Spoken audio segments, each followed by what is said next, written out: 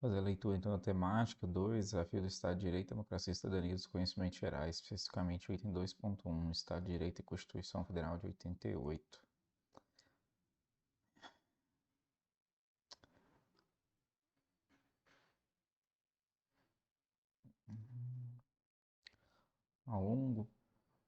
O longo processo para a redemocratização. A partir de meados de 1970, iniciou-se um processo que chamamos de distensão do regime militar referente à ditadura civil-militar iniciada em 64, ou seja, a abertura do regime em direção à transição para a democracia, com um longo processo composto por várias fases e múltiplos processos. Diante desse contexto, vamos desenvolver os assuntos nessa perspectiva. Então, 79 a 85, o governo de João Figueiredo, a transição para a democracia. Após o presidente-geral Ernesto Geisel, o colégio eleitoral elegeu o general Figueiredo para ocupar o cargo de presidente. Duas chapas disputaram o pleito: a Arena, que lançou o general João B. Figueiredo para presidente, e o civil Aureliano Chaves para vice. E o MDB lançou o general Euler Bentes Monteiro para presidente e o civil Paulo Bossard para vice. Foram dois assuntos que o governo Figueiredo, iniciado em 15 de março de 1979, precisou enfrentar: a redemocratização e a inflação alta. Guarde que a fragilização econômica ocorrida no Brasil após o segundo choque do petróleo em 79 colocou o país numa grave espiral de desemprego e inflação. Nesse sentido, o momento crucial do período teria sido, na avaliação de Bresser Pereira, a virada de 79 para 80, no qual o governo, ao invés de procurar ajustar a economia brasileira aos choques externos, apostou em uma nova fase de crescimento econômico que se mostrou artificial. Segundo Bresser, a decisão governamental de estimular o crescimento da economia nesse momento, acompanhada de uma política cambial equivocada, tiveram efeitos catastróficos. A inflação descontrolada acabou por tornar-se o símbolo maior da crise econômica do período, sendo o centro praticamente de todos os debates políticos econômicos até o final da década de 80. No fim do governo Figueiredo, em 85, a inflação superava a marca dos 110% anuais. Outro ponto negativo na economia foi o crescimento da dívida externa, qual, a essa altura, era paga com os empréstimos no exterior. Era paga com outros empréstimos no exterior. Nesse cenário, com o fim do AI-5 e com o regime desgastado por conta da situação econômica, diversos setores da sociedade começaram a se manifestar, para além do jogo Arena versus MDB que havia no Congresso Nacional. Empresários, Igreja Católica, sindicatos, estudantes, entidades culturais e artísticas e a imprensa passaram a pressionar pela redemocratização. Dentre essas forças sociais, destacaram-se as greves sindicais dos trabalhadores contra o arroxo salarial, os baixos salários. No ano de 1979, em todo o país, mais de 3 milhões de trabalhadores fizeram greves, fato que, além de expressar uma causa econômica, também se transformou em uma causa política, pois havia restrições à liberdade de expressão e de manifestação. Diante da pressão por redemocratização do país, o governo Figueiredo então apresentou o primeiro ato no sentido de redemocratização, a Lei da Anistia. Esta foi uma importante transformação institucional na República daquele momento. A Lei de Anistia, em 79. Ampla e restrita, ou seja, valeu para todo mundo. A oposição ao regime militar e os militares que torturaram foram anistiados. A oposição ao regime e os militares. Presos políticos foram soltos, exilados puderam voltar ao país, devolveu seus direitos políticos e os militares acusados de práticas de tortura e assassinatos foram perdoados. Em novembro de 79, mais uma iniciativa no sentido de redemocratização, o fim do bipartidarismo e o restabelecimento do pluripartidarismo, por meio da promulgação da Lei Orgânica dos Partidos Políticos. A Arena e a MDB foram dissolvidos e logo em seguida, de forma independente e autônoma do Estado, foram criados 6 novos partidos. Partido Democrático Social, PDS, sucessor da Arena. Partido Popular, formado por dissidentes da Arena. Partido do Movimento Democrático Brasileiro, sucessor do MDB. Partido Trabalhista Brasileiro, PTB, resgatado e fundado pela sobrinha de Getúlio Vargas. E Partido Democrático Trabalhista, fundado por Leonel Brizola, considerava-se o legítimo sucessor do trabalhismo dos anos 90, 40, 50 e 60. E Partido dos Trabalhadores, fundado por sindicalistas, ativistas de movimentos sociais e por intelectuais brasileiros. Em 82, ocorreram as eleições para governador dos estados. As oposições conseguiram eleger um número expressivo de governadores, fato que ampliou a campanha por eleições diretas para presidente da República. Guarde, então, que o governo do general João Figueiredo deu passos decisivos no processo de redemocratização, com a lei da anistia em 79 e a lei orgânica dos partidos, restabelecendo o pluripartidarismo. Sobre isso, vamos fazer um fio da meada e revisar um aspecto.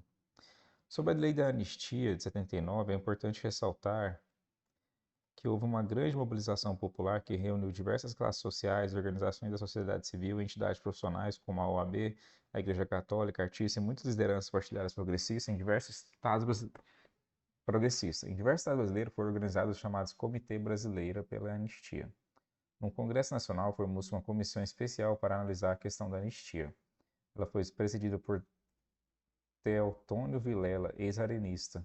Dissidente da Arena, o senador alagoano Teotônio Vilela foi um dos políticos que liderou a campanha pela anistia. Em julho de 79, iniciou-se uma onda de visitas de Teotônio Vilela, acompanhado por diversas personalidades populares do mundo político e artístico, a presos políticos. Naquele momento, muitos presos realizavam uma greve de fome para pressionar o governo por uma anistia ampla, geral e irrestrita. Havia uma disputa entre duas propostas, uma da sociedade e outra do governo, respectivamente. Ampla, geral e restrita da sociedade, com restrições para quem tinha cometido crimes de sangue.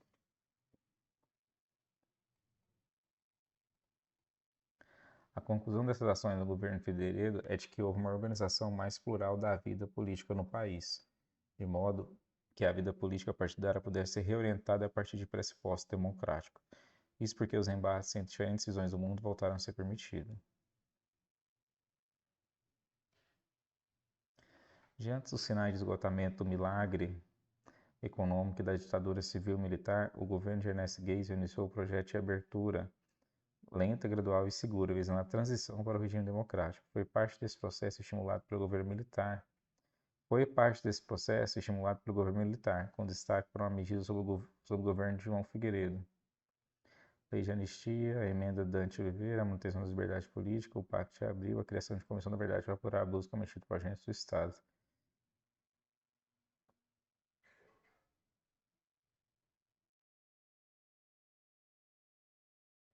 É, letra A, né?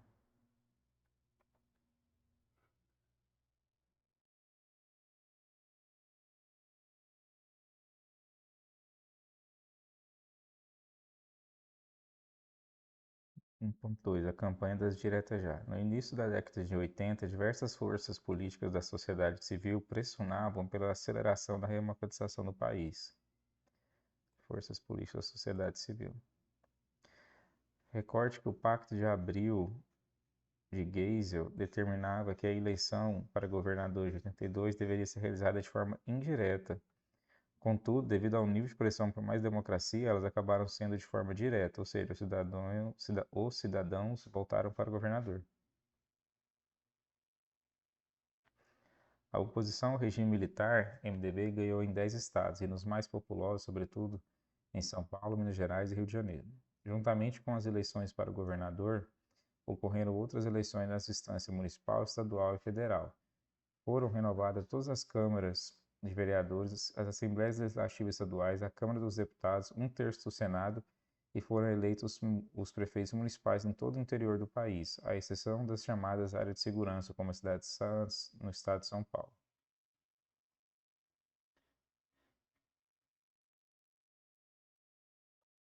Em suma, pela primeira vez desde 65, seriam eleitos pelo voto popular direto diversos cargos para mandato eletivo, menos para a presidência da República.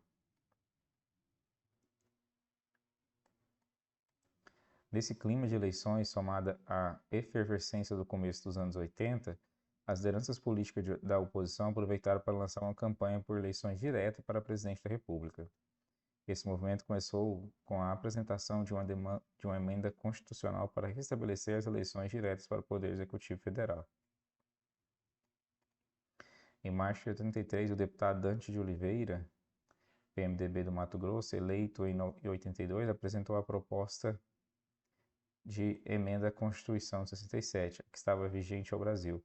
Se aprovada, essa alteração provocaria o fim do colégio eleitoral, um dos órgãos de controle dos processos políticos utilizado pelo regime militar e que era responsável por escolher o presidente da República. Isso porque essa proposta de emenda à Constituição brasileira, PEC número 5 de 83, determinava o restabelecimento das eleições diretas para presidente da República, para eleger já em 85 o sucessor do então presidente general João Figueiredo. A PEC ficou conhecida como Emenda de Dante de Oliveira, ou Emendas Diretas Já. De janeiro a abril de 84, a campanha pela aprovação da emenda de Dante reuniu milhares de pessoas em comícios, praças, palestras em diferentes cidades do Brasil, aulas públicas e também aulas públicas em universidade. O mote da campanha era "Eu quero votar para presidente". Essas manifestações populares estão entre as maiores da história até então. Confira algumas imagens. Comício por eleições diretas em Goiânia, na Praça Cívica, em 15 de junho de 83. Em junho de 83, o governador Elis Rezende, do PMDB, comandou em Goiânia o primeiro comício pelas diretas, reunindo cerca de 5.000 pessoas. Nos meses seguintes, ocorriam manifestações ainda pequenas em Teresina e em diversas cidades de Pernambuco. Em 26 de novembro, os 10 governadores eleitos pela oposição em 82 e Leonel Brizola, do PDT, assinaram um manifesto conjunto apoiando a emenda Dante de Oliveira exigindo eleições diretas para presidente.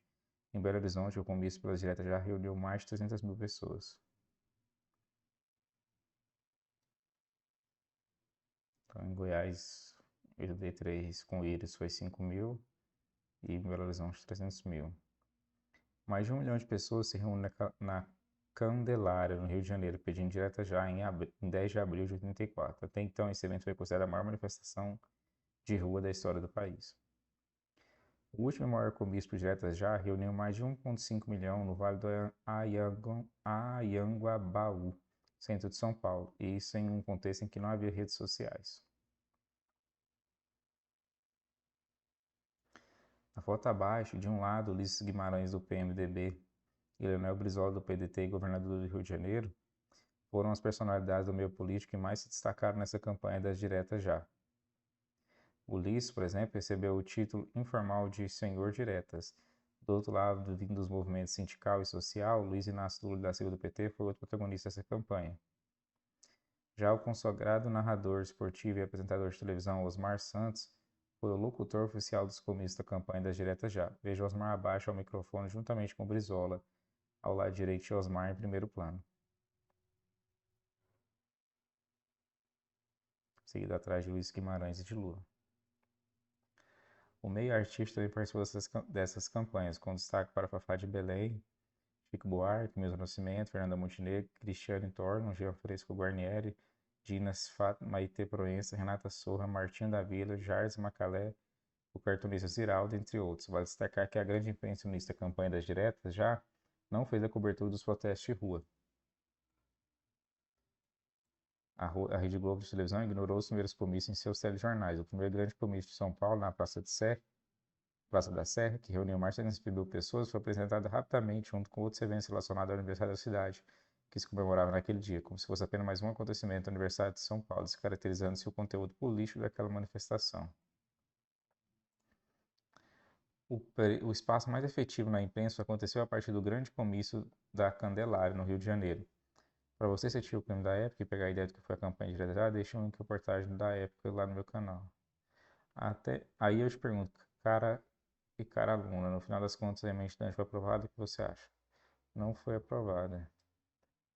Contudo, observe o gráfico a seguir, ele mostra que a maioria votou sim, mas apesar disso não atingiu o número suficiente de votos na Câmara para mudar a Constituição.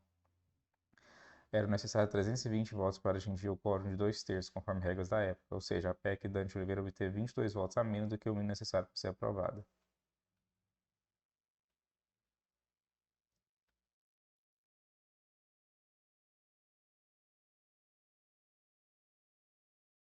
O principal articulador para inviabilizar a aprovação da emenda Dante foi o deputado paulista Paulo Maluf, membro da antiga Arena. Isso porque Maluf estava de olho na possibilidade de se eleger para presidente por meio da eleição indireta, a qual estava prevista para 85. Dessa forma, diversos parlamentares do PDS não compareceram à votação para não dar seu voto. mas também para não cair em descrédito frente à opinião pública, que era favorável ao direito da população de votar para escolher o presidente da República. Apesar dessa derrota, a sociedade brasileira continuou muito ativa e acompanhando mais de perto como seria a eleição direta. A sociedade civil organizada continuou seus movimentos de exigência e pressão por mais direitos democráticos. Na superestrutura institucional da política nacional, grandes personalidades que tinham liderado campanhas pelas diretas já, como Ulisses Guimarães, Leonel Brizola, Franco Montoro e Tancredo Neves, começaram a construir um acordo para a eleição de 85. Como ela seria indireta, a escolha passaria pelo colégio eleitoral. A Arena e os militares também entraram nesse processo para fechar uma chapa que pudesse ser desfecho de uma transição lenta, gradual e segura. 1.3 Eleições de 85. Civis voltam ao poder. No dia 15 de março de 85, o último general a governar o Brasil, João Figueiredo, recusou-se a entregar a faixa presidencial ao seu sucessor e a descer solenemente a rampa do Planalto como previa o cerimonial. Escolheu sair do palácio pela Porta dos Fundos menos de 2 meses antes. Menos de 2 meses antes, em janeiro, em uma entrevista para a televisão, ele havia feito um balanço muito pessoal do seu governo, no qual mandou um recado curto e grosso para os brasileiros. Quero que me esqueçam. Pois bem, o governo de João Figueiredo terminou com o resultado das eleições indiretas de 85. Do ponto de vista geral, essa frase do general Figueiredo mostra que existia um clima de silêncio e esquecimento sobre as cenas dos episódios e acontecimentos mais tristes e violentos da história brasileira. Historiadores e especialistas afirmam que o esquecimento sobre o passado de violências foi o princípio de onde se partiram todos os acordos de redemocratização. Até por isso que também há a tese de que a redemocratização foi uma saída negociada entre militares e uma parte da elite política nacional. Tendo esse aspecto mais geral, vejamos os candidatos que dispuseram à presidência do Brasil em 85. Candidato em 85, Paulo Maluf, PDS, candidato que representa o governo militar. Tancredo Neves, PMDB, candidato pela Aliança Democrática à oposição ao regime militar. A estratégia de lançar Tancredo Neves, conhecido por seu espírito conciliador, resultou em diversas rupturas na base de apoio dos militares. Um desses rachas foi protagonizado por José Sarney, que fora membro da Arena e presidente do PDS, partido que substituiu a antiga sigla governista. Sarney aderiu à chapa de Tancredo como vice-presidente, para tanto precisou se filiar ao PMDB. Por um lado, mostra que uma parte importante dos conservadores ex-arenistas articulava uma saída de transição negociada e com conciliações, e não de rupturas radicais, como era o modelo do fim de ditadura na Argentina, por exemplo. Por outro lado, depois da derrota da emenda de Dante Oliveira, os setores oposicionistas perceberam que precisariam construir um arco de aliança maior e mais flexível do ponto de vista ideológico e de interesse. Do contrário, poderiam sofrer uma derrota igual à demanda de Dante.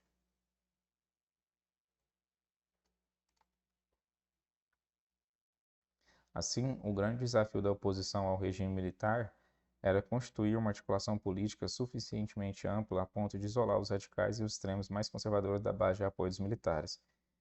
Esse foi o caminho escolhido para reforçar o restabelecimento de um regime democrático. Nesse momento, segundo as informações do Tribunal Eleitoral, o Colégio Eleitoral contava com 686 membros, sendo 350 do PDS e 330 dos partidos de oposição, entre os quais PMDB, PDT, PTB e o PT. Com uma votação acachapante no Colégio Eleitoral, a chapa Neves Sarney saiu vencedora com 480 votos contra os 180 do Paulo Maluf.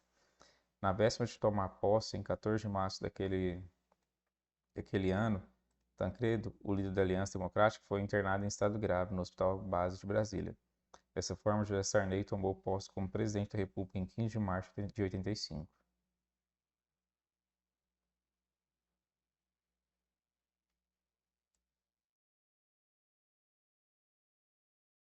Ironicamente, atestando o caráter conciliatório e continuista de transição, um líder da ditadura, ex-Arena, embora já dissidente e adaptado à nova realidade política, foi encarregado de presidir o Brasil na última fase de transição democrática. Em 83, teve início uma campanha que contestava frontalmente a legitimidade das eleições indiretas, era a campanha das diretas já.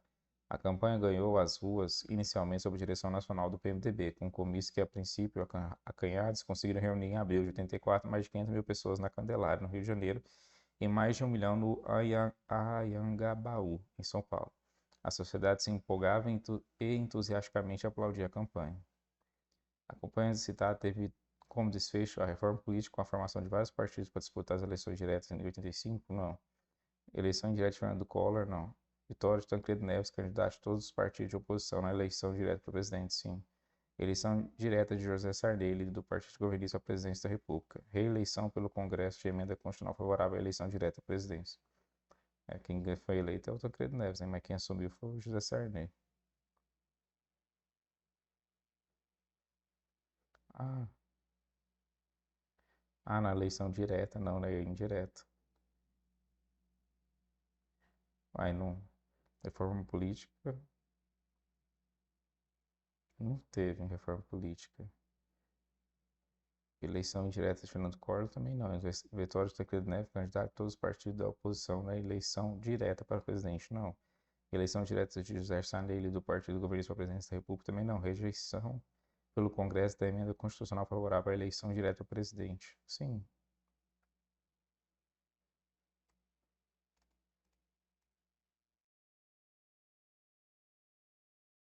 1.4. O governo de José Sarney. O mandato de José Sarney se iniciou com a missão de controlar a inflação, que em 85 chegou a 218% ao ano, resolver a crise do endividamento externo, que chegou a 59 bilhões, e cujos juros absorviam 86% do PIB nacional, colocar fim aos entulhos autoritários, expressão utilizada na época para falar da ainda vigente Constituição autoritária, que organizava a vida brasileira, a Constituição de 67. Apesar da vitória da chapa de oposição ao regime militar, as lideranças da Aliança Democrática não esconderam a decepção de o primeiro presidente da redemocratização ter sido alguém que ofereceu apoio direto aos militares enquanto ex-membro da Arena. Desse modo, para se distanciar dessa imagem do passado, logo no início do seu governo, Sarney se sinalizou com as medidas prometidas por Tancredo Neves em torno da consolidação da redemocratização e soluções para a crise econômica. Assim, em maio de 1985, Sarney sanciona as seguintes medidas reformadoras: eleições diretas em 2 turnos para presidente do país, para prefeituras de capitais e para municípios considerados ainda naquele momento com área de segurança nacional. Maior liberdade para a criação de partidos políticos, fato que favoreceu o retorno de partidos anteriormente cassados, como o PTB, como o PCB, Partido Comunista Brasileiro, e a criação de outro Partido Comunista, o Partido Comunista do Brasil, PCdoB. Direito de voto para os analfabetos. Sarney promulgou a emenda constitucional número 25, de 15 de maio de 85, segundo a qual os brasileiros analfabetos passaram a ter direito de votar em caráter facultativo. Do ponto de vista econômico, em 28 de fevereiro de 86, o governo Sarney decretou feriado bancário e lançou o Plano Cruzado. Esse plano contou com as seguintes medidas: congelamento dos preços das mercadorias, como alimentos e combustíveis, congelamento dos salários, os quais passaram a ser reajustados automaticamente assim que a inflação chegasse em 20%, o fim da correção monetária, o fim da moeda cruzeiro e a criação da nova moeda, o cruzado. Veja que pegaram a moeda cruzeiro e cortaram 3 zeros para virar cruzado.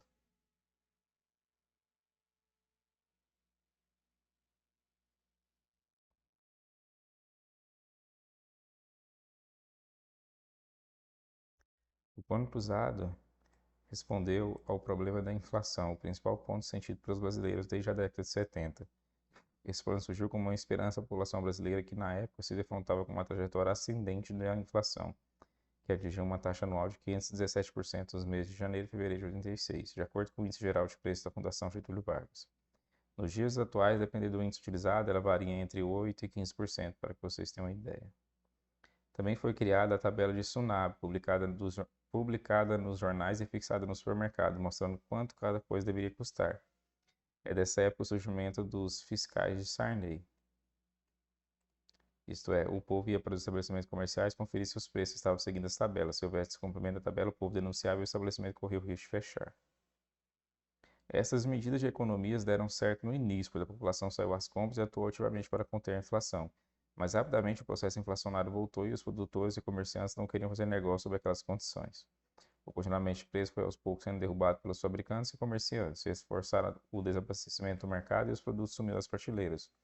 Filas foram sendo formadas para compra de mercadorias essenciais e o povo foi ficando revoltado com Sarney. Em meados de 86, um novo pacote econômico foi anunciado, denominado Plano de Metas, que na época ficou conhecido como Cruzadinho. Esse pacote criou o Fundo Nacional de Desenvolvimento, o resultado desse pacote foi praticamente nenhum. Ainda em novembro de 86, o governo lançou outro plano, agora conhecido como Plano Cruzado 2.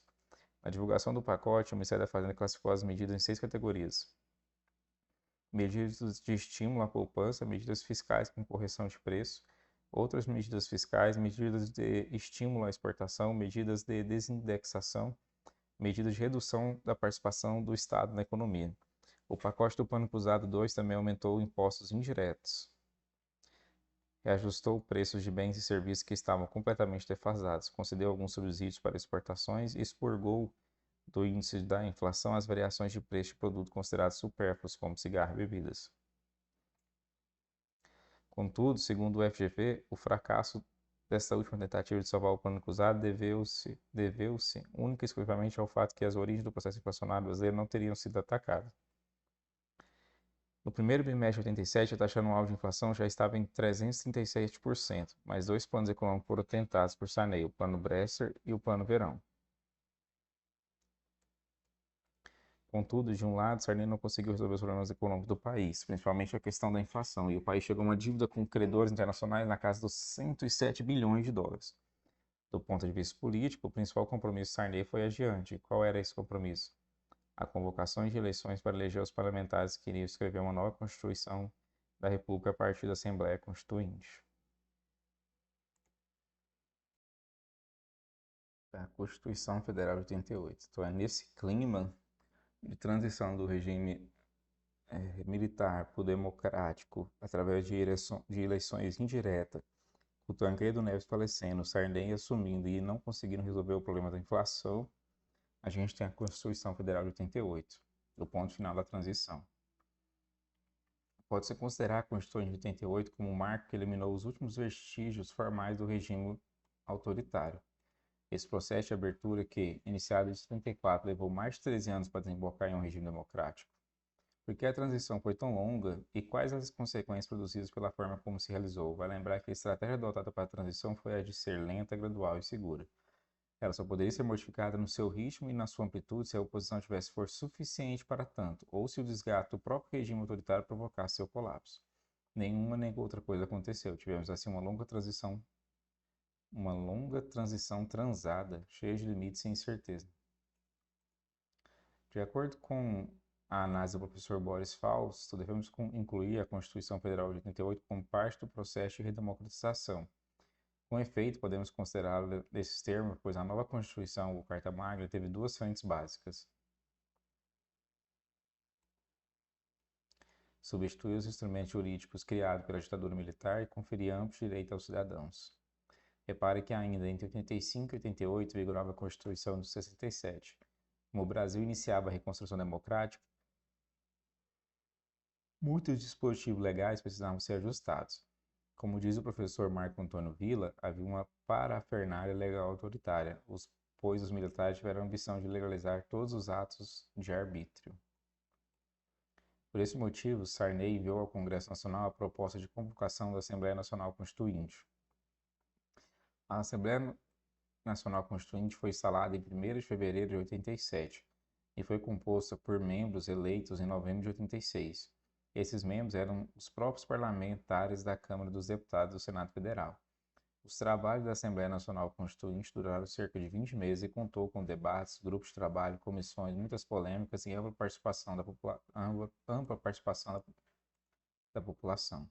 Sobre a participação popular, destaca que muitas pessoas iam a Brasília para levar suas propostas de emenda, principalmente os movimentos sociais. Dá uma conferida nas fotos desse momento de apresentação de emendas populares. Os indígenas, emendas apresentadas, entrega de emendas populares.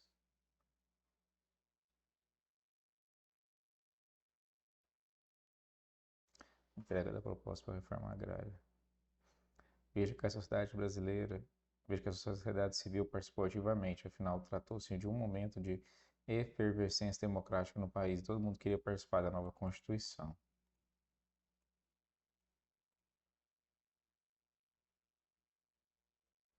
Ulisses Guimarães, que foi o parlamentar que presidiu a sessão que promulgou a Constituição, chegou a dizer o seguinte sobre a participação popular em seu discurso no dia 5 de outubro de 88. Há, portanto, representativo e oxigenado sopro de gente.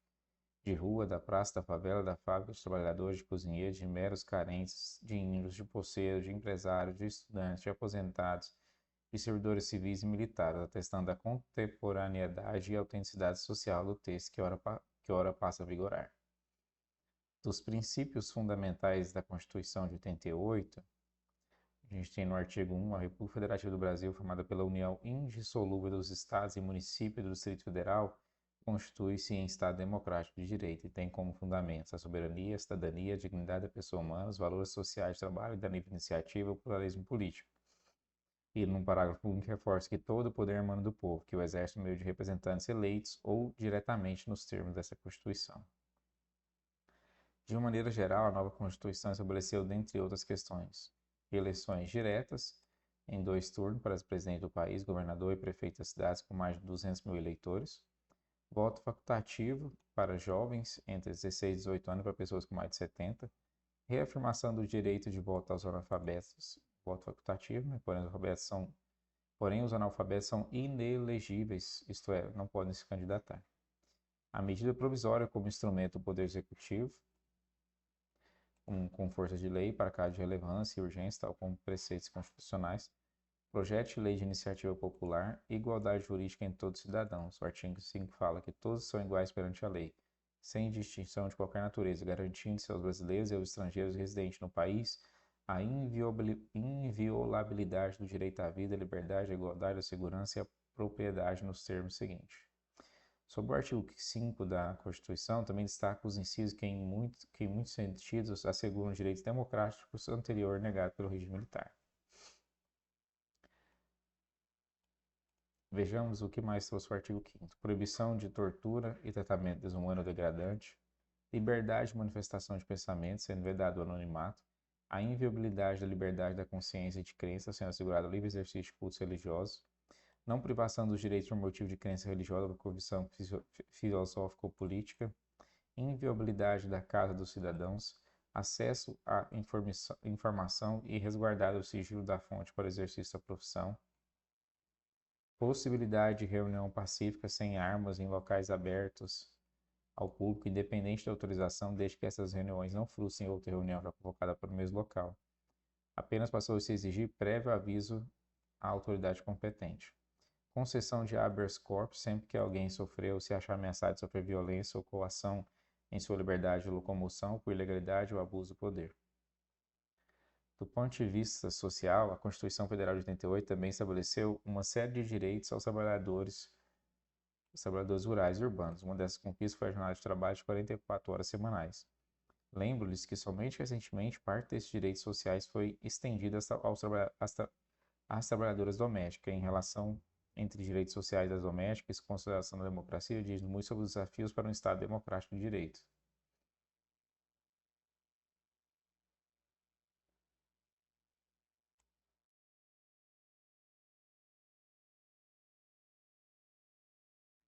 O artigo 6 define os direitos sociais. São direitos sociais a educação, a saúde, a alimentação, o trabalho, a moradia, o transporte, o lazer, a segurança, a previdência social, a proteção, a maternidade e a infância, a assistência aos desamparados na forma dessa Constituição. O artigo 14 define os direitos políticos. A soberania popular será exercida pelo sufrágio universal e pelo voto direto e secreto, com valor igual para todos e nos termos da lei, mediante plebiscito, referendo, iniciativa popular, e o alistamento eleitoral e o voto são obrigatórios para os maiores de 18 anos, facultativo para os analfabetos, maiores de 70 e maiores de 16. Facultativo para os maiores de 16, maiores de 16 e menores de 18. Outro ponto a se destacar da Constituição de 88 são os direitos dos índios, como a questão indígena está bem atual, vale a pena atenção a esse ponto. Capítulo 6, 7 e 8 dos índios, artigo 231 e 232. Além de definir que as terras tradicionalmente ocupadas pelos índios são bens da União, a Constituição de 88 dedicou um capítulo à questão indígena. Nesse capítulo, os índios passaram a ser considerados grupos autônomos dotados de língua, costumes e tradições. Os índios também tiveram assegurado o direito constitucional sobre suas terras. O artigo 231 fala que são terras tradicionalmente ocupadas pelos índios, por eles habilitadas em caráter permanente, utilizadas para suas atividades produtivos, imprescindível a preservação dos recursos ambientais necessários ao seu bem-estar e é necessária a sua reprodução física e cultural, segundo seus usos, costumes e tradições. Parágrafo 2. As terras tradicionalmente ocupadas pelos índios destinam-se à sua posse permanente, cabendo-lhes o usufruto exclusivo das riquezas do solo, dos rios e dos lagos nelas existentes. A Assembleia Constituinte instalou em 1º de fevereiro de 87 a Constituição e a Constituição foi promulgada no ano seguinte, em 5 de outubro de 88. É a mais extensa Constituição brasileira, tem 250 artigos principais, mais 98 artigos das disposições transitórias e está em vigor até hoje. A Constituição em questão assegurou pela primeira vez o direito de voto para as mulheres, conferindo a alcunha de Constituição cidadão ao texto aprovado, proibiu o direito de greve para servidores públicos, garantiu o voto facultativo para os analfabetos, consolidou o princípio republicano federalista, além de estabelecer 3 poderes, ficando extinto o poder moderador, incorporou atos inconstitucionais que estabeleceram a suspensão dos direitos políticos e dos habeas corpus.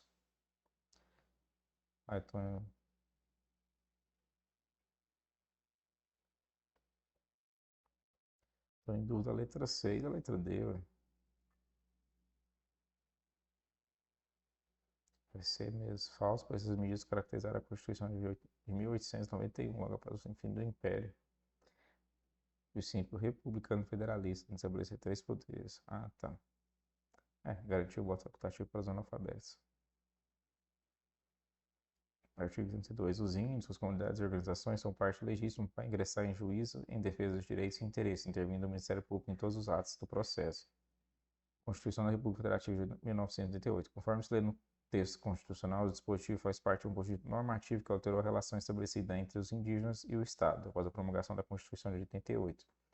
E garantiu o direito de propriedade sobre as terras indígenas, rompeu a lógica tutelar que considerava os índios serem incapazes para a vida civil e para o exercício de seus direitos, garantiu a diversidade étnica e as práticas culturais que caracterizam cada povo, protegeu o direito originário, reconheceu que os indígenas sofreram com inúmeros processos de violência, ampliou o direito de ir e vir até então restrito aos territórios indígenas. Parece ser A, né?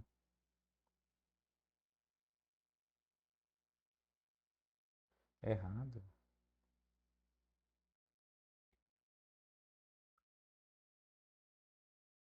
Sua pergunta que foi mal feita, então, né?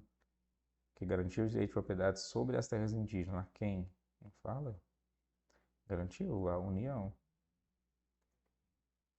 Rompeu a lógica tutelar que considerava os índios serem incapazes para a vida civil e para o exercício de seus direitos. Vamos ver aqui então, né? Como da questão, pergunta sobre alterações entre indígenas e Estado provocadas pela Constituição. Assim, vejamos o contexto da própria elaboração da Constituição para entender essa temática. O processo de redemocratização no Brasil altera muitas estruturas institucionais e rompe com velhas estruturas paradigmáticas.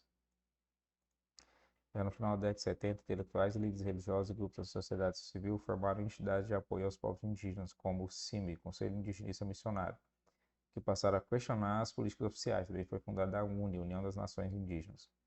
Essa mobilização da sociedade civil e diferentes grupos sociais gerou um destacado papel desses grupos na formulação de propostas que repercutiu nos trabalhos da Assembleia Constituinte entre 87 e 88. Isso contribuiu para que a Constituição fosse bastante inovadora no que se refere à proteção e garantia de direitos. Por isso, inclusive, ela é apelidada de Constituição Cidadã. Assim, a redemocratização é um marco temporal e a Constituição Federal o marco jurídico da implantação do paradigma de ampliação de direitos que marca a questão indígena a partir de então. Agora, veja o artigo constitucional trazido na questão. Fala sobre os índios, suas comunidades e organizações são parte legítima para ingressar em juízo em defesa dos direitos e interesses. Isso significa que, a partir da promulgação da Constituição, os indígenas conquistam a chamada capacidade civil plena. Essa é a mudança, porque antes ele ficava tutelado pelo Estado e por isso definiu o rumo das vidas dos povos indígenas. Antes de 88 não havia escolha para os indígenas, à medida em que sua condição jurídica, definida pelo Código Civil de 1916, determinada que estavam sujeitos ao regime tutelar. Olha o que dizia o Código dizia sobre os silvícolas. Os silvícolas ficaram sujeitos ao regime tutelar estabelecido em leis e regulamentos especiais, o qual cessará à medida que se forem adaptando à civilização do país. Tendo isso em mente, vamos analisar cada alternativa.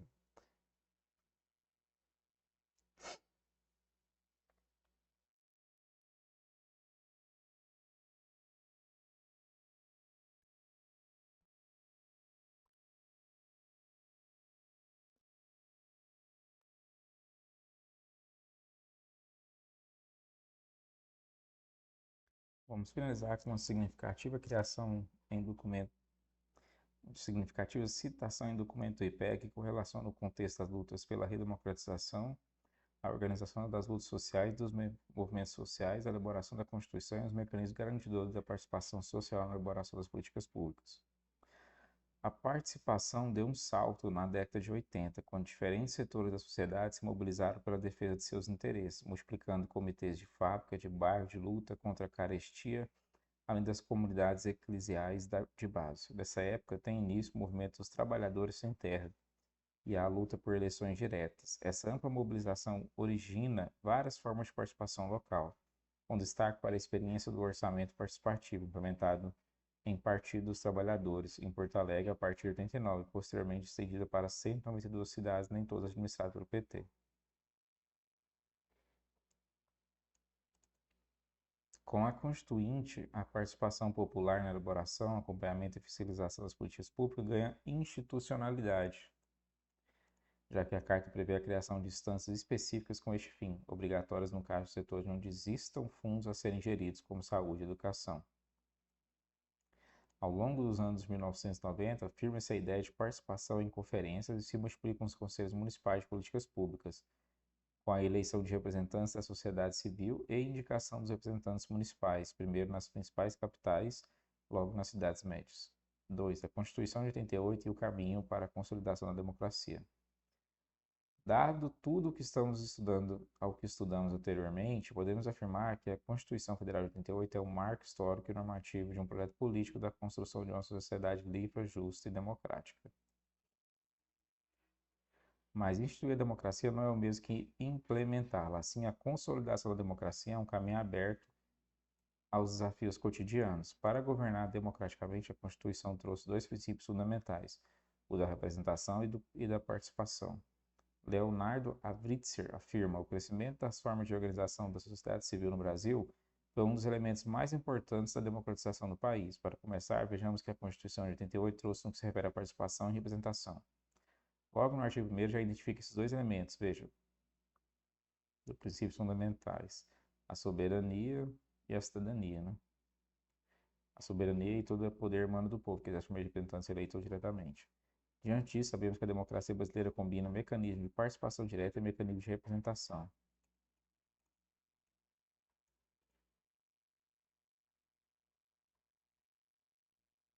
Como estudaremos a seguir? Mecanismo de participação. Referendo e plebiscito. Artigo 14, incisos 1 e 2. Estabelece a possibilidade de realização de referendo e plebiscito em assuntos específicos de relevância nacional. Iniciativa popular. Artigo 61, parágrafo 2. Trata da iniciativa popular para a apresentação de projetos de lei à Câmara dos Deputados. Conselhos e conferências. Artigo 204. Refere-se à criação de conselhos de políticas públicas, como de assistência social e direitos da criança e do adolescente. Artigo 225, parágrafo 1, inciso 7, aborda a participação da população em conselhos e órgãos colegiados relacionados ao meio ambiente. Mecanismo de representação. Eleições. Artigo 14. Estabelece as regras gerais para as eleições no Brasil, incluindo a escolha de presidente, governadores, prefeitos, deputados, senadores e vereadores. Partidos políticos. Artigo 17. Define as normas para a criação, funcionamento e extinção de partidos políticos. Resumindo, para efeitos da prova e do tema do seu edital, Constituição Federal, representação política, participação cidadã, consolidação da democracia. Mas veja, não é qualquer democracia, mas é uma democracia que privilegia a cidadania ativa, ou seja, a participação cidadã, seja de maneira direta ou indireta. Dessa forma, o fundamento da soberania popular é elemento central de toda essa discussão. Unesp 2011. A Constituição de 88, chamada de Constituição Cidadã, inovou com o voto secreto feminino, criou as primeiras leis trabalhistas, estabeleceu o bipartidarismo, instituiu 4 poderes de governo, ampliou os direitos sociais e políticos. Qual sobra essa, né? Comentários. A Constituição de 88, também conhecida como Constituição Cidadã, é a 7ª Constituição brasileira. Ela foi promulgada após o fim da ditadura militar em um contexto de redemocratização. A Constituição de 88 é considerada uma Constituição democrática e progressista, pois estabeleceu direitos e garantias fundamentais, como igualdade de direito entre homens e mulheres, direito à educação, saúde e o trabalho. Portanto, a Constituição de 88 ampliou os direitos sociais e políticos, aparecendo, entre outros, o direito à educação, saúde, trabalho, moradia, segurança, lazer, previdência social, assistência social, proteção, maternidade, à infância, igualdade entre homens e mulheres, liberdade de expressão, a liberdade de associação, ao direito de reunião, ao direito à propriedade e ao direito à vida. Vejamos, então, a relação entre democracia e cidadania.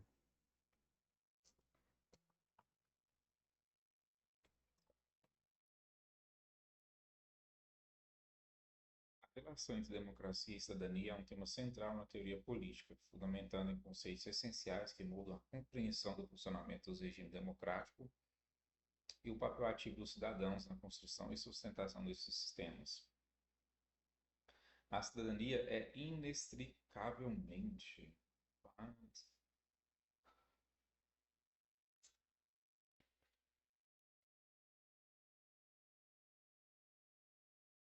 ligada à democracia, formando um tecido social e político no qual os direitos e deveres dos cidadãos desempenham um papel crucial.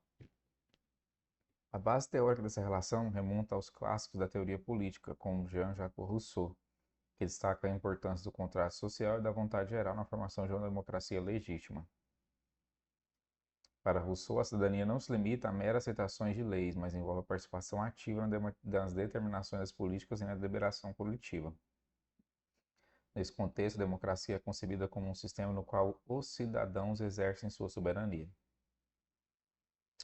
O pensamento de John Locke também é relevante, introduzindo a ideia de direitos naturais que fundamentam a cidadania. Locke via a democracia como meio de proteger estes direitos e, assim, promover a participação dos cidadãos na defesa de suas liberdades individuais.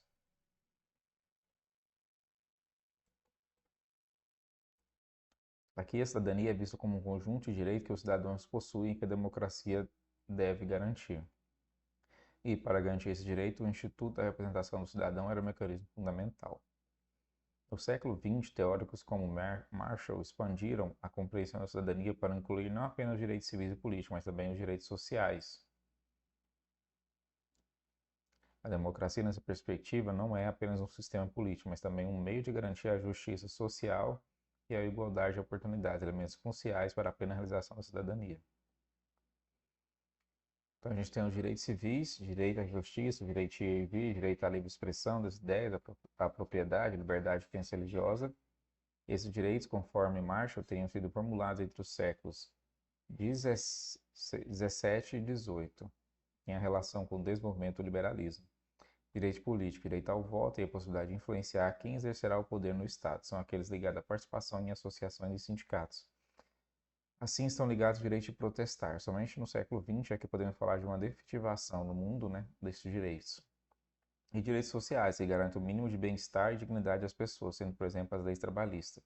O direito à educação, saúde, moradia também entram aqui. Esses direitos são os próprios do século XX. Então, é o direito humano, Na contemporaneidade, a teoria da democracia participativa, defendida por pensadores como Carol Bateman e Benjamin Barber, destacam a importância da participação ativa do cidadão na tomada de decisões políticas. A cidadania, nesse contexto, não é apenas uma condição passiva de direitos, mas o engajamento constante na vida política, contribuindo para a legitimidade e vitalidade da democracia. Portanto, a teoria da democracia participativa defende que as esferas de representação e participação devem ser mais amplas, em comparação com o que defende a teoria de democracia representativa. Então, tem a teoria da democracia participativa e a teoria da democracia representativa. De todo modo, a relação entre democracia e cidadania é, portanto, multifacetada. Em perspectiva sociológica, a cidadania não é apenas um status legal, mas uma prática viva que se desenvolve na interação contínua entre os cidadãos e as instituições democráticas. Não só instituições democráticas, política ou privada também, A democracia, por sua vez, não é só um arranjo institucional, mas um espaço onde a cidadania se manifesta, permitindo que os indivíduos exerçam sua agência política, e contribuam ativamente para a construção de uma sociedade justa e participativa.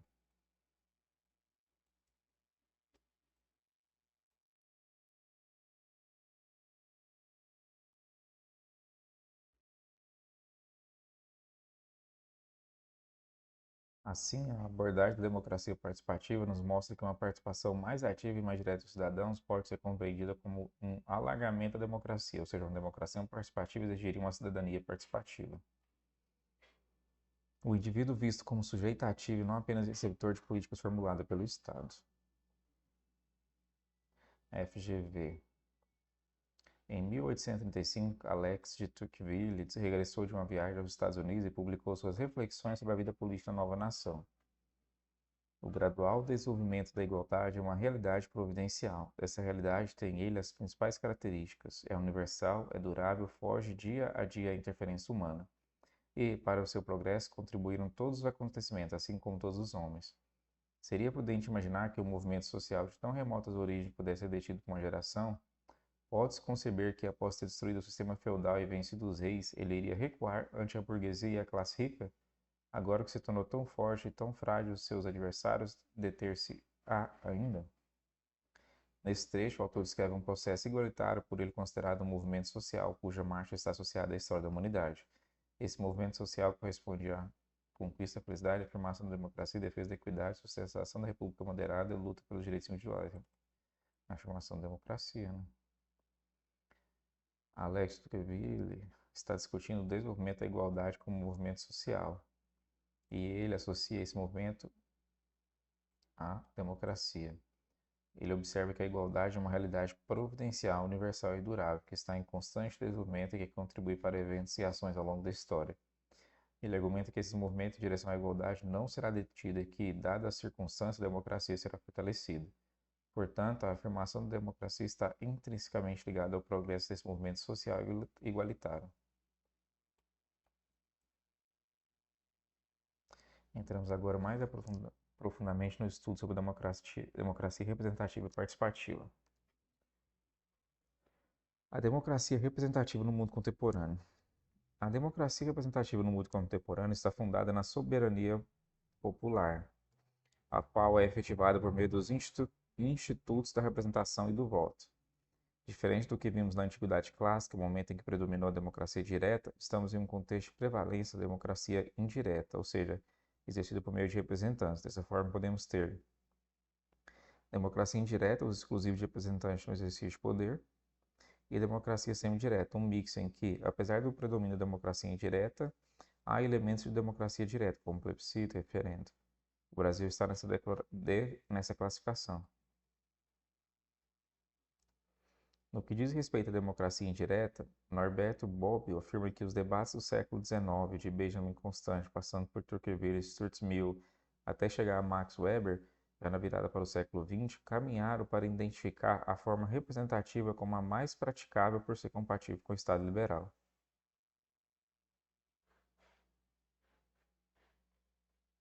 Também para identificar a forma representativa, que pode ser compatível com o Estado liberal. A reunião de todos os cidadãos em assembleias, como queria Jean-Jacques Rousseau, por exemplo, ao resgatar o formato dos gregos, não seria viável. A sociedade se torna mais complexa, inviabilizando uma democracia em que o povo se autogoverne. De acordo com o professor Paulo Bonavides, razões de ordem prática a que fazem do sistema representativo condição essencial para um funcionamento no Estado moderno, de certa forma de organização democrática do poder. O Estado moderno já não é o Estado-cidade de outros tempos, mas o Estado-nação, da larga base territorial sob a égide de um princípio político severamente unificador, que risca sobre todas as instituições sociais o seu traço visível à supremacia. Estou falando da democracia representativa, né? Quanto ao voto universal, ou seja, aquele que é estendido a todos os cidadãos, sem possibilidade de restrição, seja por renda, por cor, pela crença religiosa, foi conquistado em boa parte dos países do mundo. Nesse sentido, podemos pensar a definição da democracia atual como um sistema governamental formado pela livre escolha de governantes, os representantes pela maioria da população por meio de votações. Diante da constatação de que dois elementos são importantes, a representação e o voto universal, ainda conforme Norberto Bobbio, podemos estabelecer que a democracia contemporânea está fundada em três grandes tradições do pensamento.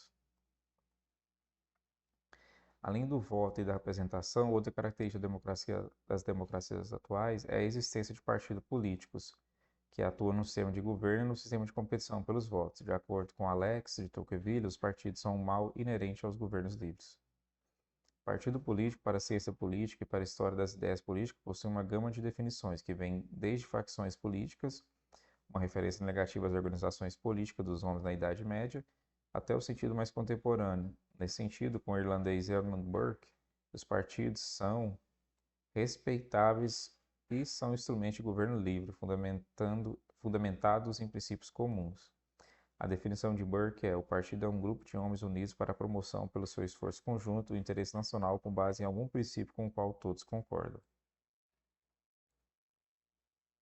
3.1 Representação política. Segundo a definição do Dicionário de Política organizada por Bob e outros, a representação política é um conceito-chave na história política moderna, fundamentalmente associada à expressão de interesses coletivos. Em contexto democrático, a sua concretização é comumente identificada nas assembleias parlamentares periodicamente eleitas. Contudo, ao associarmos isso aos regimes políticos democráticos mais recentes, a noção de representação política se amplia. Do ponto de vista semântico, a palavra representar e seu derivado representação abrange uma variedade de experiências empíricas. Ela pode ser entendida como ação segundo cânones de comportamento ou reprodução de características que refletem o sujeito ou objetos representados. A distinção crucial reside na capacidade de representação política em permitir o controle político pelos governados, contrastando com regimes absolutistas e autocráticos, definindo-se como um mecanismo político específico. Definindo-se como um mecanismo político específico, busca estabelecer uma relação de controle regular entre governantes e governados. Essa compreensão é essencial para esclarecer as diversas facetas do fenômeno de representação política, proporcionando uma base sólida para a participação ativa dos cidadãos no cenário político. Na literatura da ciência política, existem 3 modelos interpretativos da representação política. Representação com relação de delegação. Esse primeiro modelo concebe o representante como um executor privado das instituições representadas, similar a um embaixador.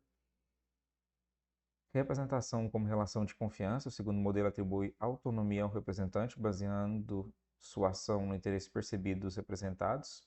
E representação como espelho ou representatividade sociológica. O terceiro modelo, centrado no efeito conjunto, vê o organismo representativo como um microcosmo que produz as características do corpo político. Importante ressaltar que, na prática, nenhum modelo puro é completamente eficaz e uma abordagem realista reconhece a necessidade de elementos de cada modelo. O representante pode ser visto como um fiduciário controlado, que em algumas características reflete os eleitores. A autonomia do representante, garantida pelo modelo de delegação, é essencial, mas um certo grau de controle dos cidadãos, representado pelo modelo fiduciário, também é necessário. A representação sociológica, o espelho, pode ser importante em níveis e situações específicas. Assim, em sistemas políticos representativos, uma combinação equilibrada desses elementos é crucial para a eficácia e legitimidade da representação.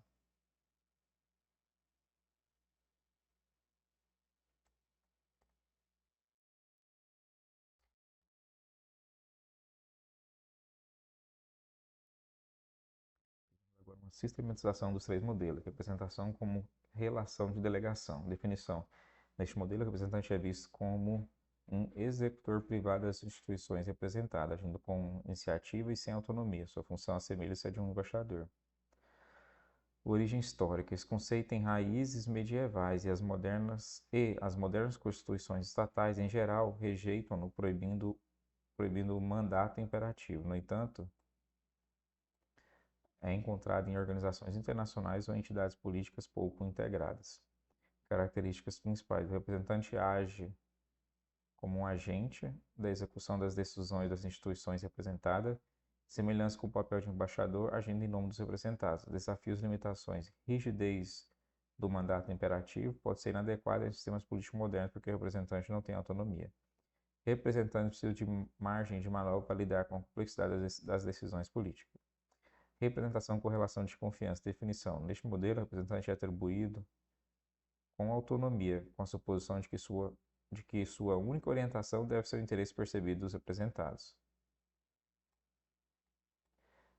Eleanor Burke, ao descrever o papel do representante como um trabalho de razão e de juízo ao serviço do bem comum, ilustra essa concepção. Características principais do representante: age autonomamente, orientado pelo que percebe como interesse dos representados, tem ênfase na razão e no julgamento como guias para a ação do representante, desafios e limitações, possibilidade de não correspondência das percepções sobre os interesses dos representados, com certeza, limitação quando há divergências significativas do ponto de vista. Representação como espelho ou representatividade sociológica. Definição: diferente dos modelos anteriores, essa foca mais no efeito de conjunto do organismo representativo, concebendo como um microcosmo que reproduz as características do corpo político. Metáfora utilizada pode ser comparada a uma carta geográfica que reflete as características do corpo político. Características principais: ênfase na representação do conjunto das características do corpo político. Organismo representativo: age como um reflexo fiel das características sociológicas, políticas, ideológicas, religiosas, culturais, étnicas e raciais. Desafios e limitações: dificuldade em determinar quais características merecem ser refletidas. Risco de estaticidade ao se concentrar excessivamente na fidelidade à reprodução, negligenciando a dinâmica e a síntese necessária para governar efetivamente. 3.2 Representação eletiva e sistema político.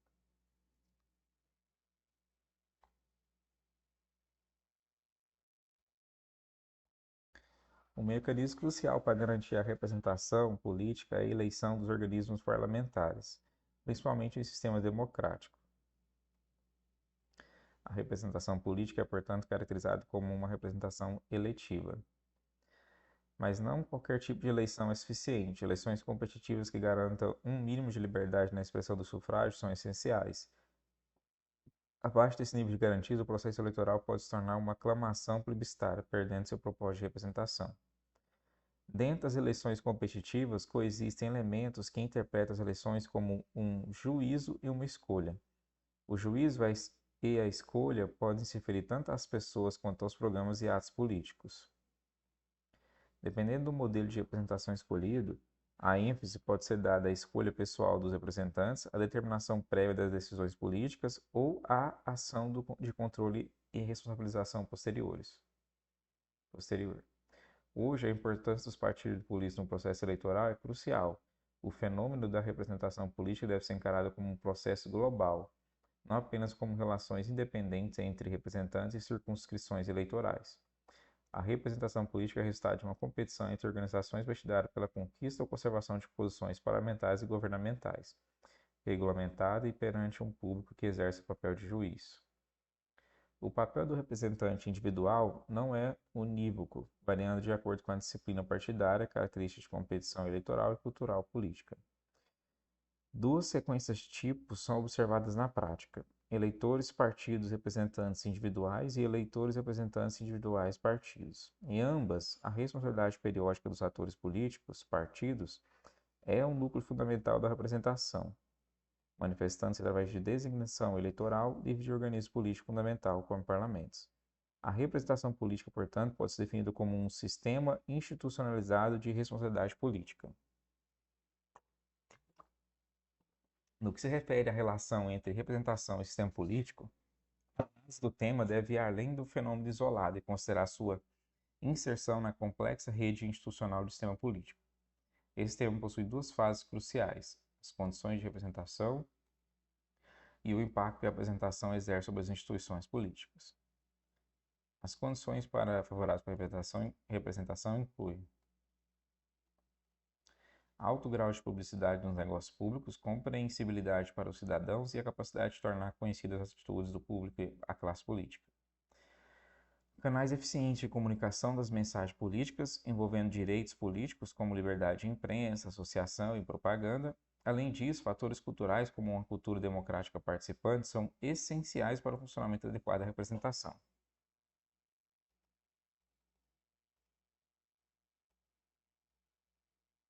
A relação entre representação e sistema político é crucial para distinguir entre regimes políticos representativos e regimes políticos não representativos.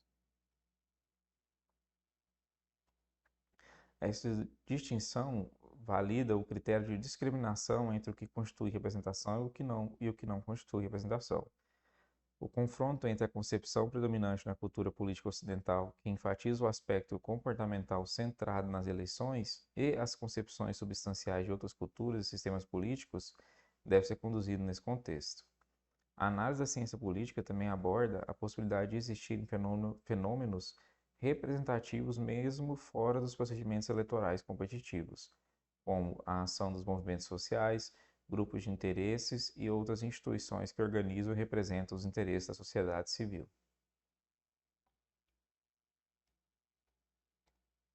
Assim, temos que alguns regimes políticos podem operar em tutela dos interesses públicos e grupos podem influenciar suas políticas sem eleições competitivas. No entanto, é essencial estabelecer uma linha de divisão entre regimes não representativos e regimes representativos, bem como entre fenômenos representativos e representação enquanto sistema institucionalizado de responsabilidade eleitoral. Assim, a distinção entre regimes representativos e não representativos se justifica pela presença ou ausência de mecanismos institucionalizados que garantam a lógica causal da representação que envolve a instituição de um poder de controle do cidadão sobre o funcionamento do regime político. A representação política, quando baseada em processos estabilizados e centralizados, permite falar de um regime político representativo, onde os organismos representativos exercem controle e legitimam as demais estruturas políticas.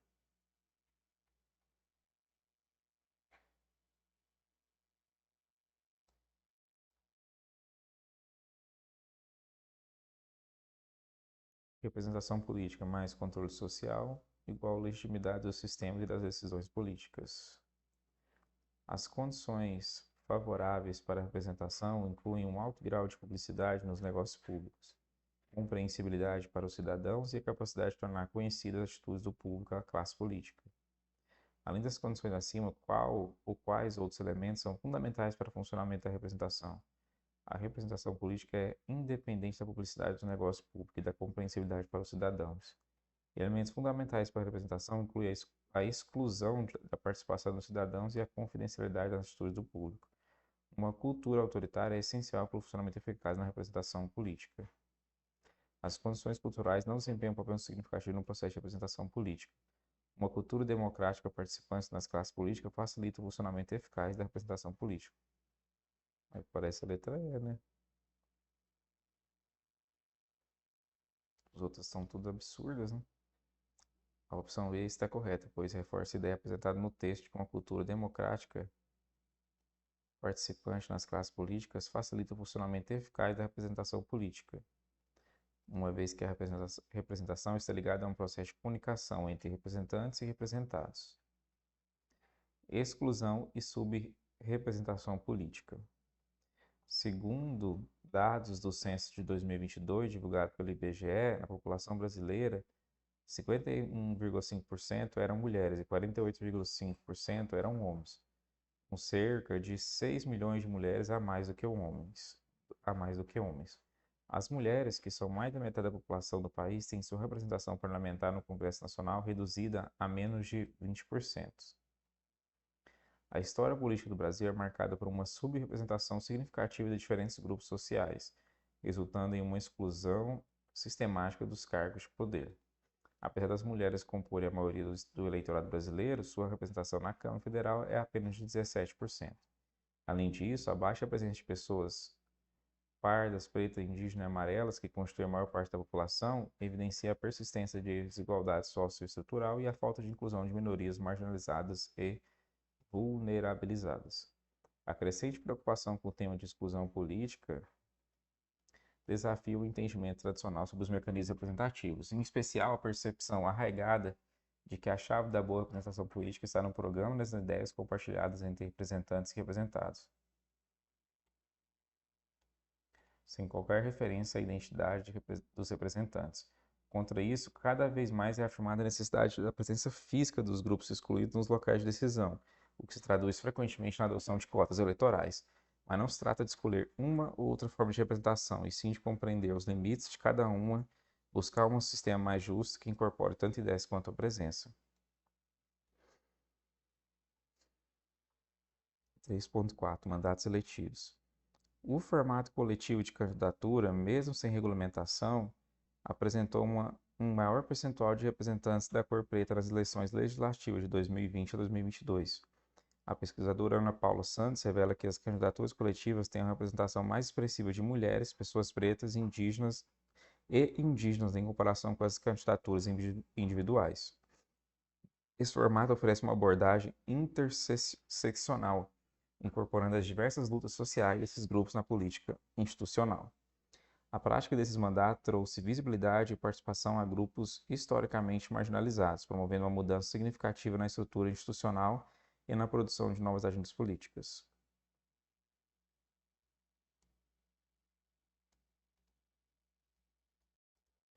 Os mandatos coletivos emergem como uma estratégia eficaz para enfrentar a subrepresentação política no Brasil.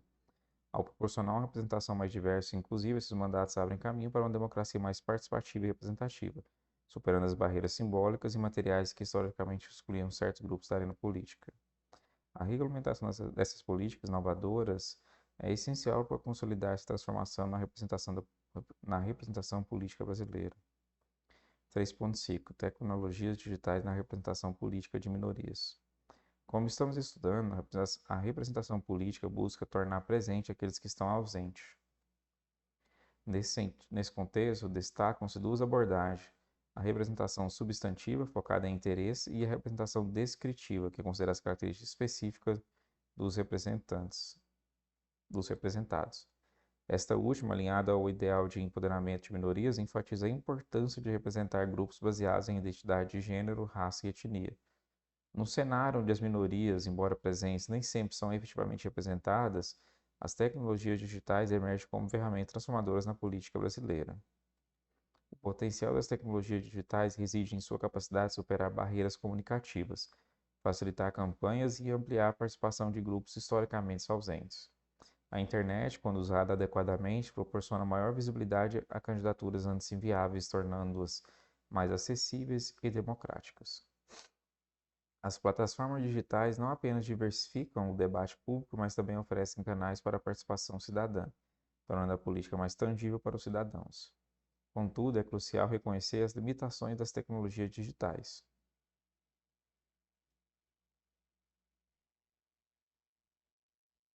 A exclusão digital, que afeta uma parcela da população, e a defasagem entre engajamento online e atividades presenciais são obstáculos a serem enfrentados. Mesmo com o potencial transformador das tecnologias, o sucesso das candidaturas ainda depende de outros fatores, como recursos partidários. Portanto, o papel das tecnologias digitais em ampliar agendas políticas, aproximar a sociedade dos processos decisórios e mitigar barreiras institucionais é fundamental na atual etapa da democracia e no contexto de conexões que vivemos. Apesar dos desafios, as inovações tecnológicas oferecem uma oportunidade única para construir uma representação política mais responsiva, democrática e inclusiva, promovendo a efetiva participação de minorias na vida política brasileira. Hora de praticar. Considerando o contexto das democracias do século XXI e os desafios relacionados à representação política, qual é o papel potencial das tecnologias digitais na promoção da representatividade de minorias na política brasileira? A representação política efetiva de minorias só é possível por meio de leis e decisões judiciais. As tecnologias digitais podem contribuir para ampliar a representação de minorias ao facilitar acesso à informação, reduzir custos de campanha e promover o engajamento online. A internet, apesar de seu potencial inclusivo, reproduz dinâmicas de desigualdade social, limitando sua eficácia na promoção de representação de grupos minoritários. A política institucional ainda é altamente influenciada por dinâmicas partidárias e custo elevado, tornando as tecnologias digitais pouco relevantes para a representação de minorias. É a letra 6 mesmo. Essa é uma perspectiva alinhada com a ideia de que as tecnologias digitais podem democratizar o acesso à política, permitindo os candidatos de minorias alcancem eleitores de maneira mais eficiente e econômica. Não confunda. 4. Democracia participativa. A democracia participativa é um conceito que destaca a importância da participação ativa e direta dos cidadãos nas decisões políticas, indo além das simples escolhas de representação por meio de eleições. Lembra-se de que a teoria contemporânea da democracia, a democracia representativa, se baseia na competição por voto e eleições livres como elementos essenciais da democracia, com o sufrágio universal garantindo a igualdade de oportunidade e acesso ao controle dos líderes eleitos.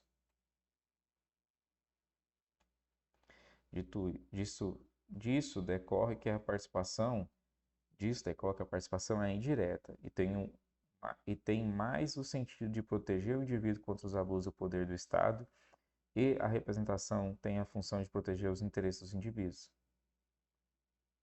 Disso decorre que a participação é indireta e tem mais o sentido de proteger o indivíduo contra o abuso do poder do Estado, e a representação tem a função de proteger os interesses dos indivíduos. Diante disso, a teoria da democracia participativa argumenta que as instituições representativas tradicionais não são suficientes para garantir uma democracia plena, e por isso, a ampliação da participação cidadã em diversos níveis de governo e contextos sociais seria fundamental para o estabelecimento de uma democracia mais substancial. Autores como Carole Pateman, Benjamin Barber e Macpherson são representantes da teoria da democracia participativa.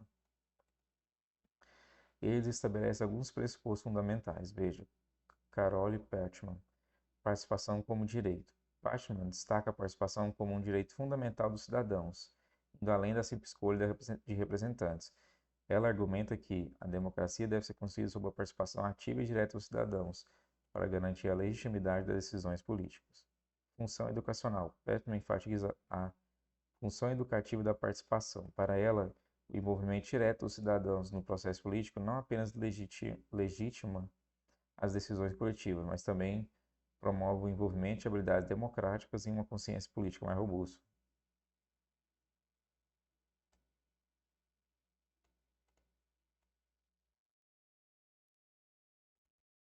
A principal função da participação, então, segundo a autora, é educativa.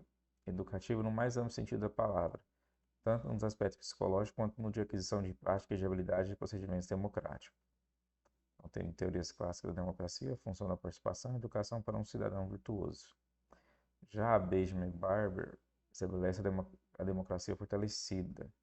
Barber acredita que a democracia participativa fortalece a qualidade da democracia. Ele argumenta que a participação ativa dos cidadãos contribui para uma governança mais eficaz, permitindo que a diversidade de perspectivas seja considerada na tomada de decisões. Em relação à descentralização do poder, Barber propõe a descentralização do poder e a criação de espaços participativos em níveis locais. Ele vê na participação uma maneira de superar as limitações da democracia representativa e envolver cidadãos de maneira mais direta nas questões que afetam suas comunidades. Macpherson contribui para a ideia de que a democracia participativa deve abranger uma esfera política mais ampla. Ele defende a expansão da participação para além das estruturas tradicionais, reconhecendo a importância de envolver cidadãos em diversas formas de ação social. Macpherson aborda as limitações percebidas na democracia representativa e argumenta que a participação cidadã ativa é essencial para superar essas limitações. Ele propõe uma redefinição das relações entre cidadão e instituição política para alcançar uma democracia mais ampla. Resumindo, ampla esfera política. A democracia participativa se aplica a todas as formas de ação social, não se limitando apenas às eleições e aos órgãos representativos convencionais. Participação cidadã crucial. Destaca que a participação ativa dos cidadãos é crucial para o funcionamento efetivo da democracia e contribui para o desenvolvimento humano. Legitimação das decisões coletivas. A participação é vista como um mecanismo que legitima as decisões coletivas, conferindo maior validade e aceitação às políticas adotadas. Função educacional. A participação não é apenas um meio de tomar decisões, mas também desempenha uma função educativa. Ela promove o desenvolvimento de habilidades, práticas e procedimentos democráticos. Essa abordagem em relação à democracia sugere que a participação ativa dos cidadãos na vida política não só fortalece a democracia, mas também contribui para o desenvolvimento de uma consciência política e cívica. Afirma que a participação cidadã é capaz de superar as limitações percebidas na democracia representativa, promovendo uma maior inclusão e engajamento direto dos cidadãos nas decisões que afetam suas vidas. Aprende-se a participar participando. Além disso, a participação pode ser relacionada à integração, pertencimento e identidade, ou seja, participar significa estar integrado e não participar significa estar excluído. Assim, a democracia participativa fortalece o senso comunitário que é essencial à consolidação democrática. Na democracia participativa, há, portanto, uma exigência da participação dos cidadãos no progresso de tomada de decisão em uma sociedade democrática, porque ele tem um caráter pedagógico no aprendizado das relações democráticas, contribuindo para a politização dos cidadãos, o que é importante para eles exercerem o controle sobre os governantes. A democracia participativa é um modelo de democracia que incorpora e defende a participação da sociedade civil no interior dos estados democráticos, que busca restabelecer o vínculo entre democracia e cidadania ativa.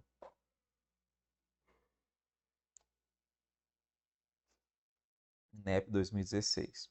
A teoria da democracia participativa é construída em torno da afirmação central de que os indivíduos e suas instituições não podem ser considerados isoladamente.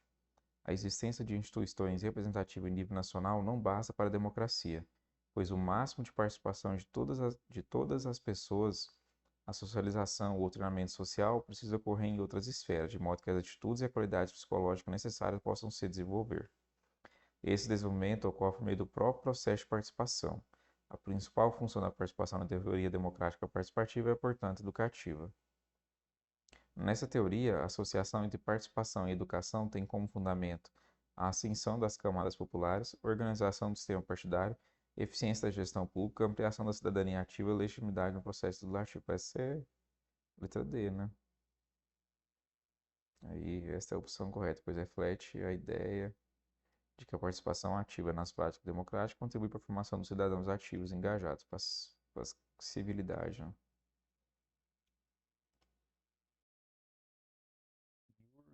Jürgen Habermas e a deliberação.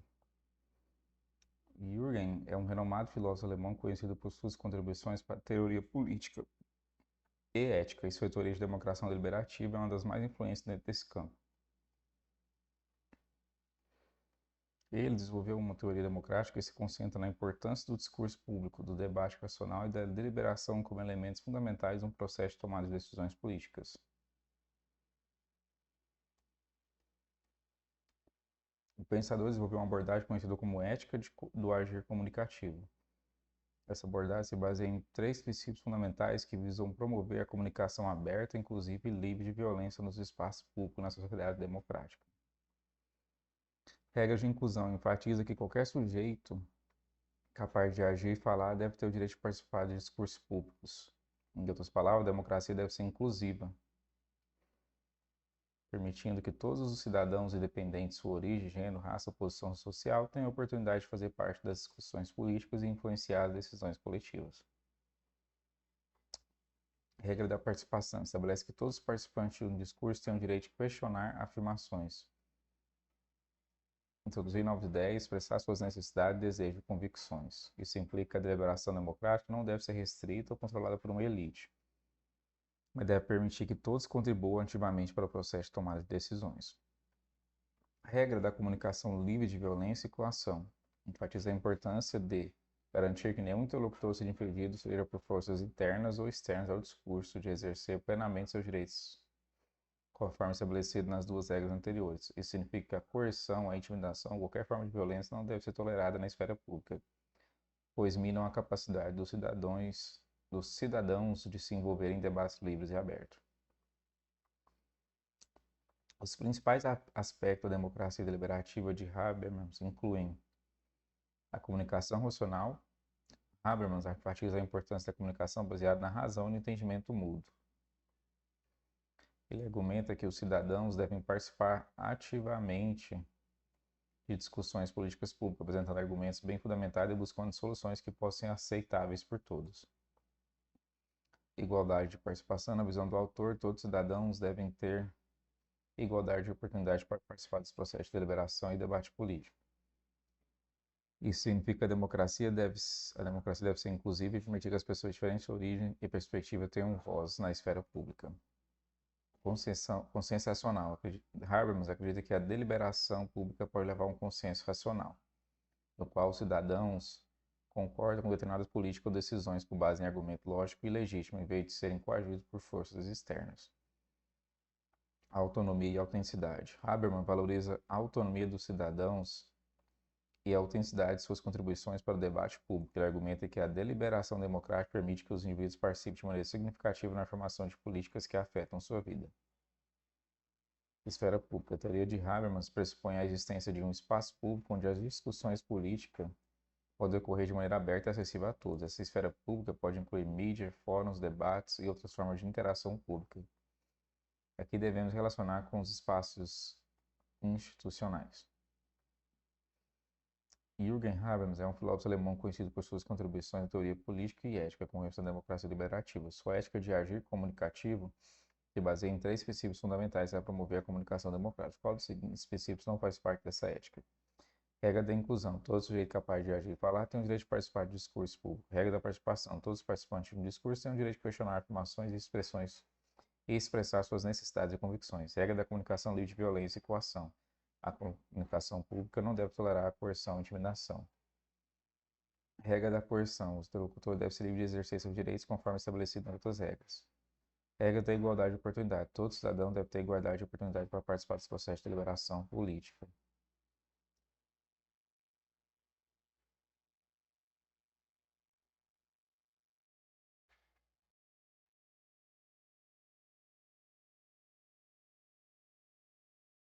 Esse é aí, né? É a D.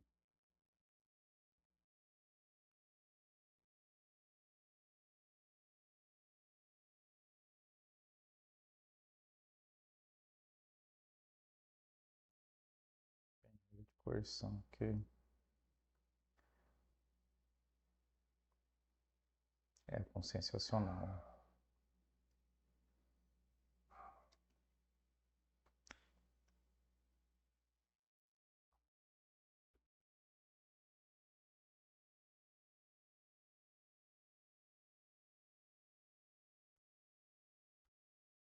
Regra de igualdade de oportunidades. Se combinarmos a teoria da democracia participativa e a da democracia deliberativa, veremos que há 3 elementos fundamentais que, se combinados, podem contribuir para a consolidação de um regime democrático. Participação ativa, deliberação e esfera pública igual mecanismos institucionais de participação e deliberação. Guarde esse esquema porque vai servir para entendermos os mecanismos de ampliação da representação e da participação social na democracia brasileira.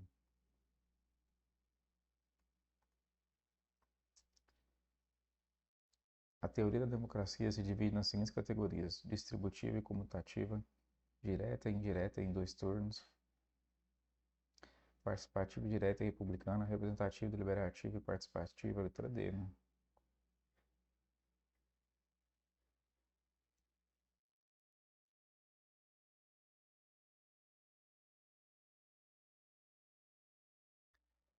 Quinta, participação na Constituição.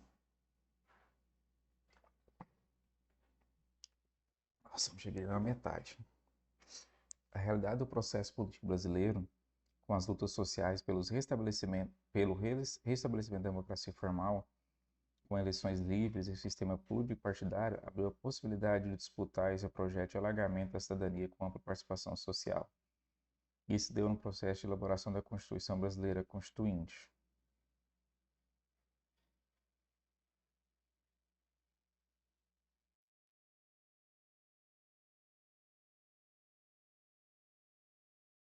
Como resultado disso, o Marco Constitucional de 88 estabelece um novo contrato social, ou seja, uma relação entre a sociedade civil e o Estado norteado pelo princípio da participação democrática.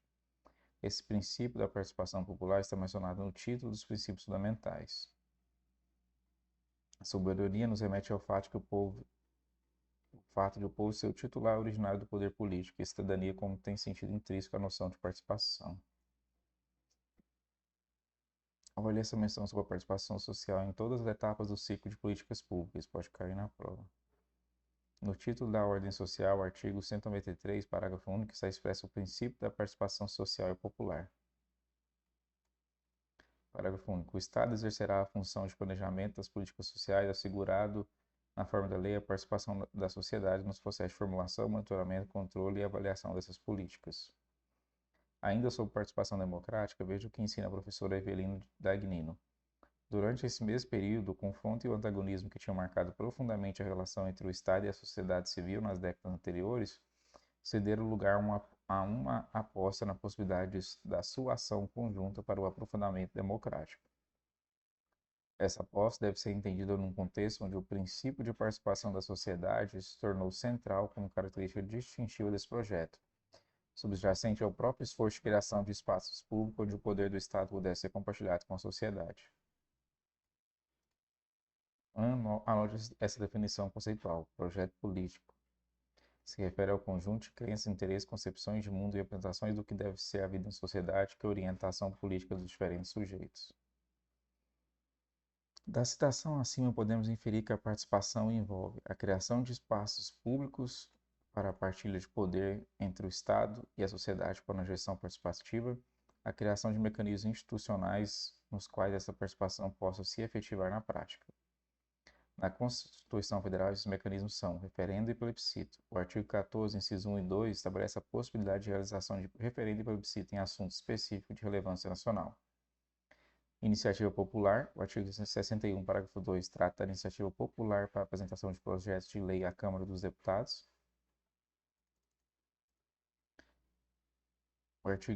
E conselhos e conferências. O artigo 204 refere-se à criação de conselhos de políticas públicas, como os de assistência social e direitos de criança e do adolescente.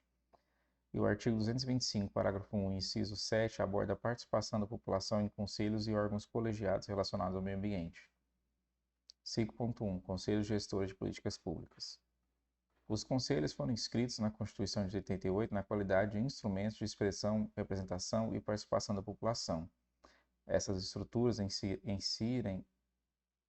inserem-se, portanto, na esfera pública e, por força da lei, integram-se com os órgãos públicos vinculados ao Poder Executivo, voltados para políticas públicas específicas, responsáveis pela assessoria e suporte ao funcionamento das áreas em que atuam. Conselhos Gestores da participação, expressão, representação. Os Conselhos Gestores de Políticas Públicas no Brasil são estruturas institucionais criadas como resultado da descentralização administrativa e do aumento da participação popular, especialmente após a promulgação da Constituição Federal de 88. Esses conselhos se apresentam como instância deliberativa de controle social, desempenhando um papel fundamental na proposição, fiscalização e deliberação de diretrizes das políticas públicas. Desde 96, a legislação vinculou o recebimento de recursos pelos municípios à existência de conselhos. Nessa esfera de governo, o conselho deveria ter caráter deliberativo, apesar disso não ser constatado na realidade. As áreas básicas dos conselhos gestores, entre outros, são educação, assistência social, saúde, habitação, criança e adolescentes e idosos. Esses órgãos são caracterizados por sua natureza plural, permanente, autônoma e por serem compostos por representantes tanto da sociedade civil quanto do poder público. Apesar de vinculados à estrutura do Poder Executivo, os conselhos gestores não são subordinados a eles, detendo autonomia em suas decisões.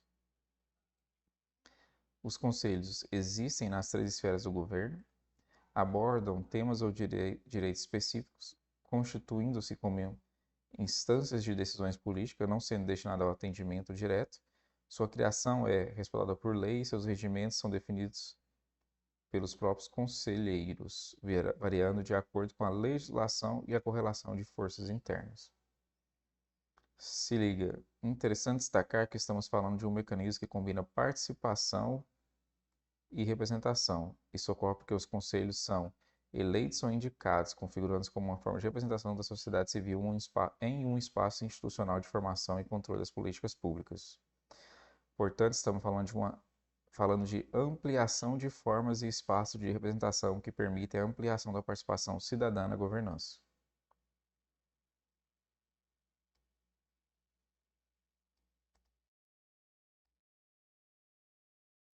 É relevante destacar que a participação nos conselhos não é um fim em si mesma, mas adquire significado quando está associada à construção de um projeto coletivo. Assim, os conselhos são arenas de negociação disputa, pactuação e compartilhamento de responsabilidades entre a sociedade civil e o Estado na formulação de políticas públicas. Diante dessa dinâmica, os conselhos gestores não devem ser vistos como mero espaço de oposição entre o Estado e a sociedade civil, mas como locais nos quais diferentes concepções de mundo são debatidas, e assim a qualidade da participação se torna crucial. A criação desses conselhos representa um avanço na promoção da cidadania e na construção de um Estado democrático, porque amplia os espaços públicos para a participação da sociedade nas diferentes etapas das políticas públicas por meio de seus representantes. De toda maneira, temos uma ampliação dos espaços de representação e dos atores de representação típicas da democracia representativa, parlamentos e mandatos parlamentares. Formato participação paritária, presente nos 3 níveis de governo, organização temática, formulação e controle das políticas públicas. Vários estudos demonstram que desde os anos de 1990 ocorreu uma expansão na criação de conselhos.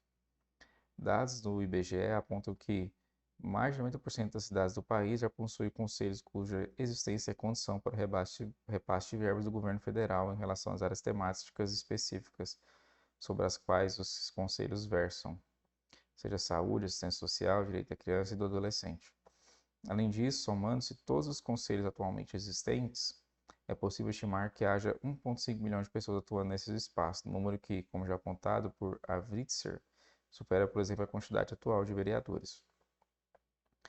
A professora Maria da Glória Glohan afirma ainda que podemos dividir em 2 períodos essa institucionalização da participação. O primeiro é o anos 90, marcado pela institucionalização das formas de participação, e o segundo é iniciado nos anos 2000 e tem como marca o aprofundamento e a expansão das formas de gestão deliberativa, a diversificação de instrumentos de participação e a generalização das conferências. Ela fala que o tema da institucionalização na atualidade tem outra face. Podemos dividir em 2 momentos. A primeira, nos anos 90, resultado de uma trajetória de luta para implementar as conquistas institucionais, destacando os conselhos gestores e outros espaços institucionais como destaque para o OP, Orçamento Participativo. A segunda, a partir de 2000, que aprofundou as formas de gestão deliberativas, criou inúmeras inovações no campo de participação popular democrática, como a participação via eletrônica, e redesenhou o formato de construção de várias políticas sociais, com a generalização de uso de conferências, um ciclo que culmina com o propósito para dar suporte, por exemplo, a um novo plano decenal, a um projeto de lei nacional sobre a participação ou a criação de órgãos que cuidem de temas ainda não contemplados em sua especificidades, como a alimentação. Tipos e classificação das interfaces socioestatais por periodicidade e tipo de inclusão promovida.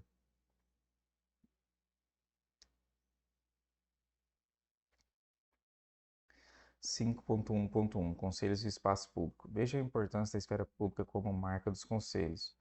Veja como o espaço público ou esfera pública pode ser relacionado com a democracia. Os indivíduos interagem uns com os outros, debatem as decisões tomadas pela autoridade política, debatem o conteúdo moral das diferentes relações existentes no nível de sociedade e apresentam demandas em relação ao Estado. Os indivíduos no interior de uma esfera pública democrática discutem e deliberem sobre as questões políticas, adotam estratégia para tornar a autoridade política sensível às suas discussões de deliberação.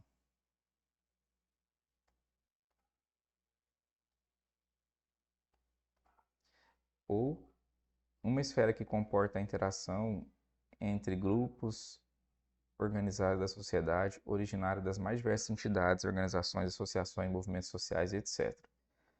A natureza dessa esfera é essencialmente política argumentativa. É um espaço para o debate face a face dos problemas coletivos da sociedade, diferenciado do debate no espaço estatal propriamente dito. Assim, os conselhos constituíram uma institucionalidade pública inovadora porque era um espaço social e institucional, com participação e deliberação e, portanto, com potencial de transformação.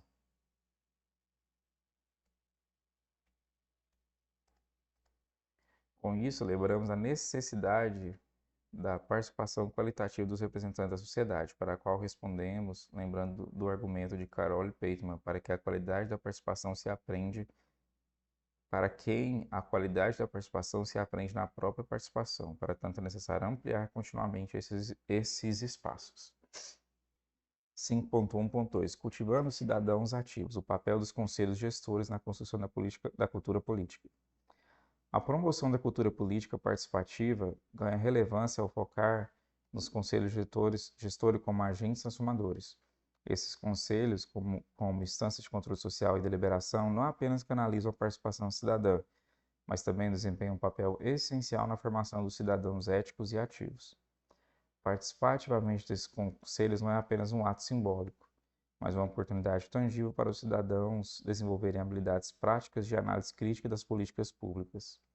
A compreensão do funcionamento desse conselho e a capacidade de influenciar decisões contribui para uma educação política realista. A interação continuada nos conselhos gestores não só fortalece a consciência cidadã, mas também cultiva uma compreensão mais profunda dos valores democráticos. Ao criar espaços para diálogo e negociação, esses conselhos proporcionam uma participação informada e comprometida, indo além do envolvimento ocasional.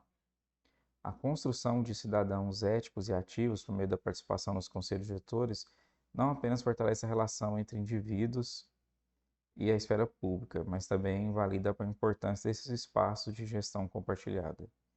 Essa abordagem contribui para uma cultura política substancial, onde a participação se torna integrante do cotidiano, transcendendo obrigações formais e construindo coletivamente o bem comum. Na sequência, vamos analisar outros mecanismos de participação do cidadão na democracia brasileira.